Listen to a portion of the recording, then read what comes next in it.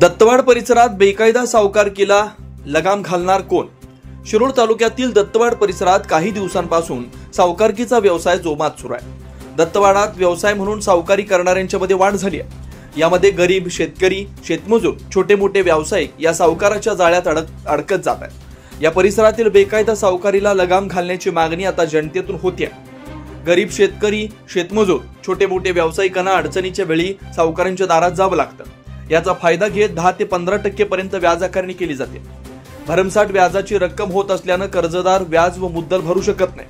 जबरदस्तीनं कर्जदारांची जमीन, घर नावावर करून घेण्याचे प्रकार या सावकारांच्याकडून होण्याची शक्यता दिसून येते.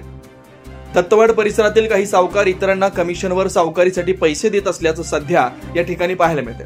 काही एजंट लोक सावकाराकडून 5% रक्कम घेऊन 10% कर्जदाराला देत असल्याचं येथील नागरिकांच्यातून बोललं जातं. सावकारांच्या दहशतीमुळे त्यांच्या विरोधात पोलिसात तक्रार करण्यासाठी कुणी पुढे येत नाही. पोलिसी लेखी तक्रार असल्याशिवाय कारवाई करत नाही. त्यामुळे सावकारांना आवर घालणार कोण असा प्रश्न येथील जनतेतून विचारला जातोय. बेकायदा सावकारीला लगाम घालणार कोण असा सवाल उपस्थित केला जातोय. अवैध सावकारीच्या अनुषंगानं सावकारी कायद्यांची कडक अंमलबजावणी करून अवैध सावकारांवर त्वरित कारवाई करून सावकारी पाशात अडकलेल्या अगर सावकाराकडून पिळवणूक होत असलेल्या व्यक्तींना न्याय मिळवून देण्यासाठी आवश्यक ती कारवाई करण्यात येईल असं आश्वासन जिल्हाधिकारी अमोल येडगे यांनी देत अशा सावकारांच्या पाशात अडकलेल्या नागरिकांनी समितीकडे मदतीसाठी अर्ज करावेत असं आवाहन त्यांनी केलं.